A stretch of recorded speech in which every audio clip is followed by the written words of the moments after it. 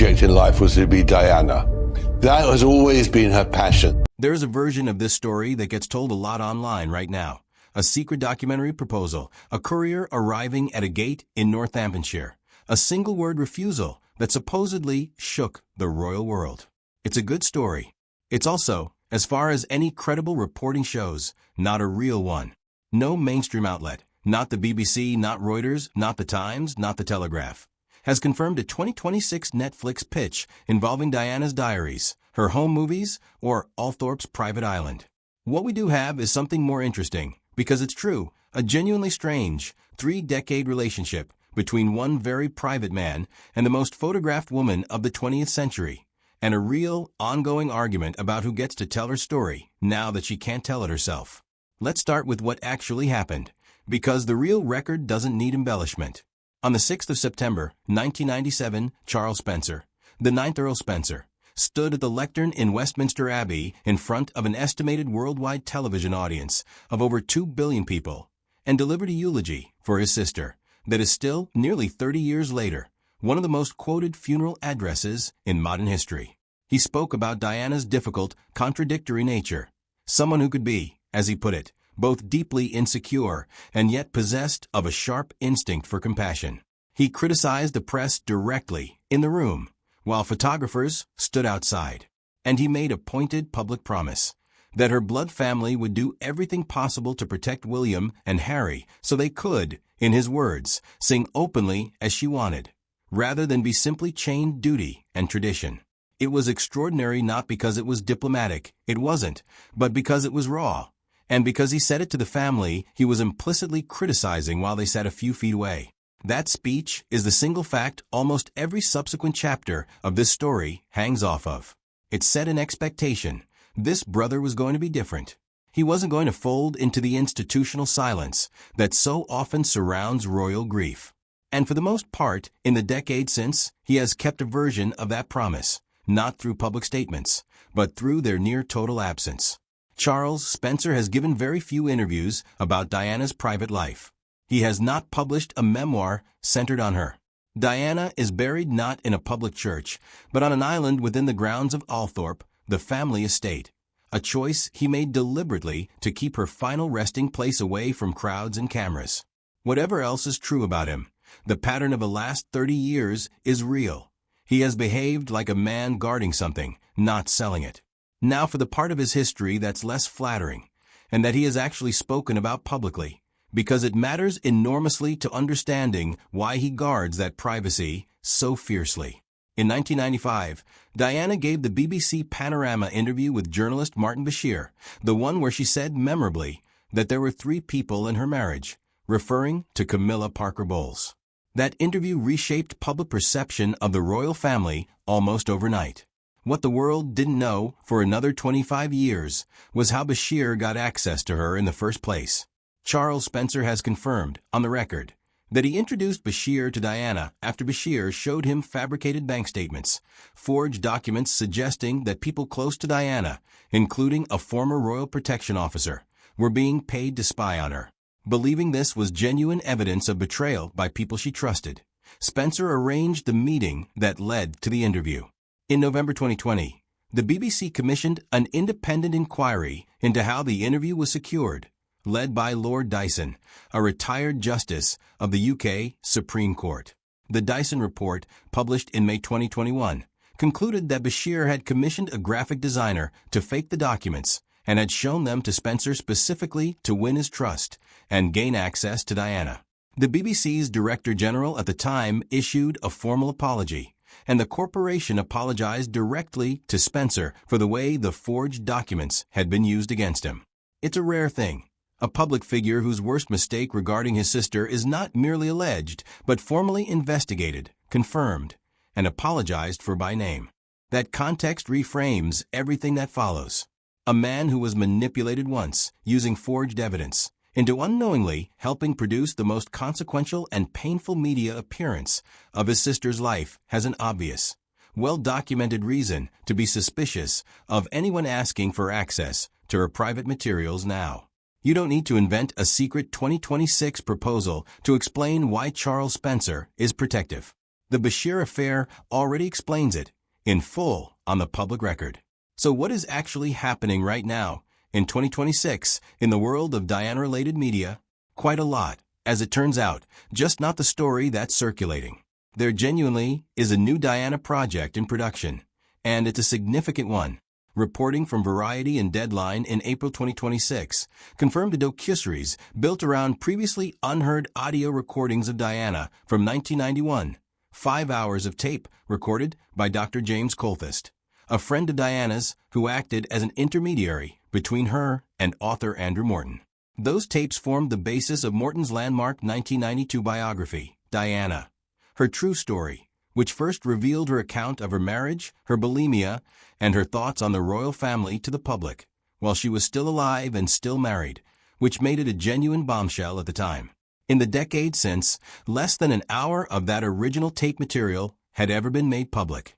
The new series, produced by Love Monday TV in partnership with Morton and Colthist themselves, has secured access to the full archive and features new interviews with people close to Diana, including a former schoolmate and her longtime hairdresser, Sam McKnight. This is a real project, sourced to real production companies, confirmed by real trade publications, and notably, it isn't coming from Charles Spencer's archive at all.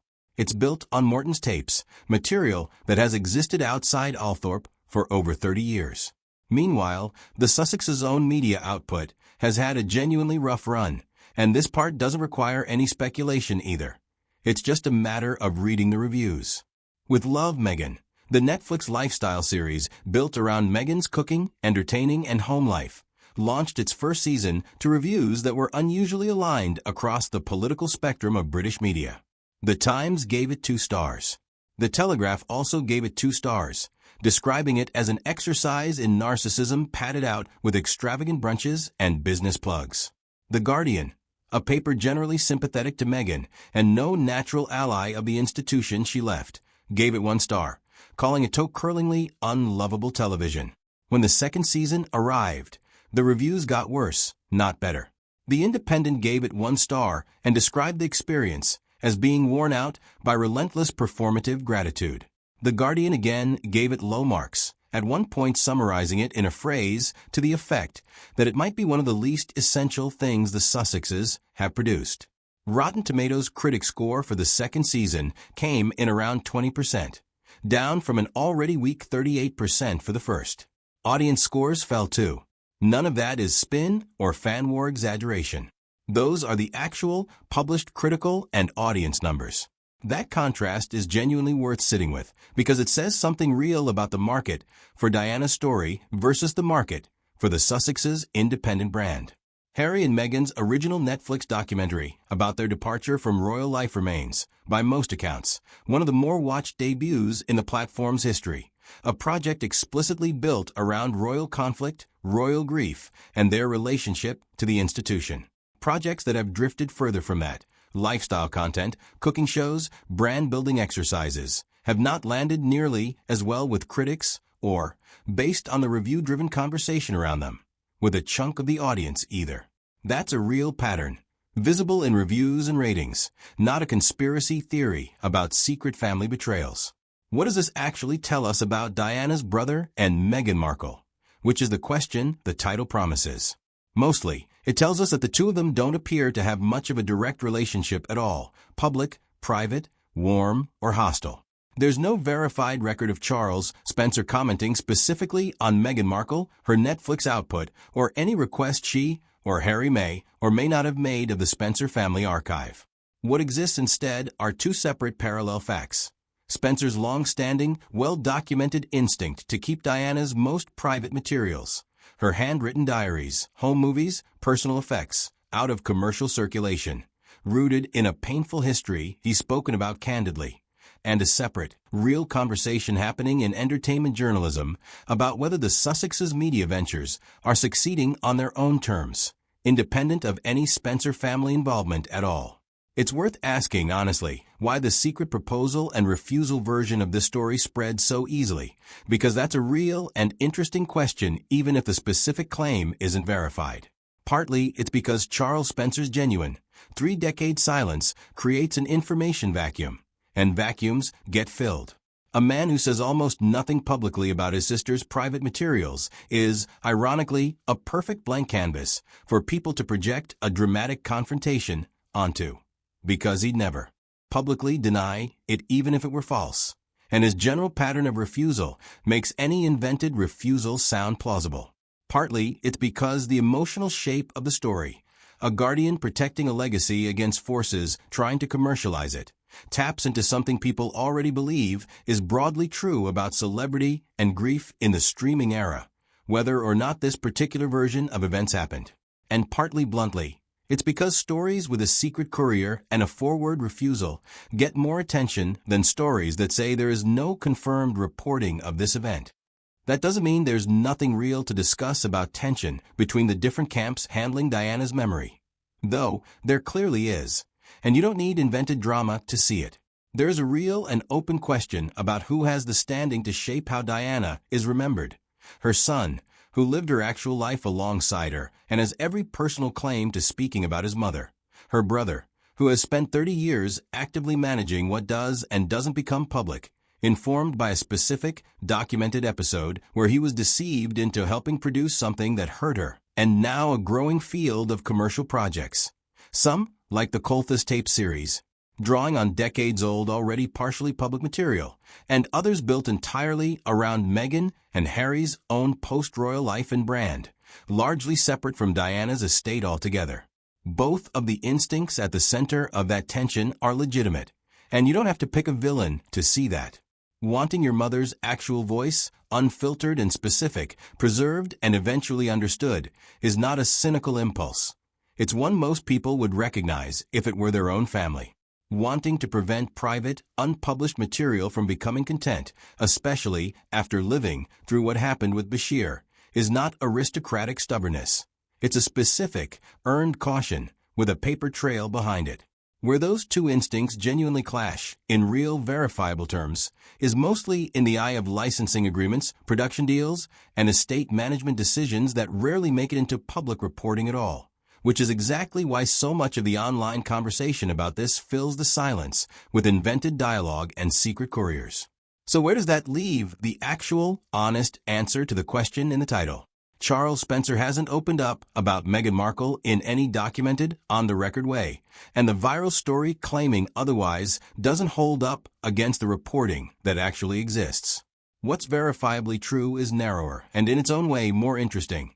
A brother who made an extraordinary public vow in 1997 and has spent decades keeping much of it through near-total silence. A documented episode of deception that explains that silence far better than any invented Netflix pitch could. A genuinely new Diana project this year built on 30-year-old tapes that have nothing to do with the Spencer archive. And a separate, well-reviewed reality about how critics and audiences have responded to the Sussex's own recent media output. Those are the facts. Everything else, the courier, the forward refusal, the private island documentary pitch, is a story about Diana that Diana herself never got a say in, told by people who never asked anyone who was actually there. If there's a real lesson in all of this, it's probably the same one that kept surfacing across the last 30 years of Diana coverage. The gap between what's actually known and what gets confidently repeated online is enormous, and closing that gap takes checking, not retelling. Diana's story has always attracted people willing to fill silence with certainty. The honest version of this story is quieter than the viral one, and it doesn't resolve into a clean verdict about who's right. But it's a version that's actually true, and 30 years on, that still seems like the more respectful way to tell it.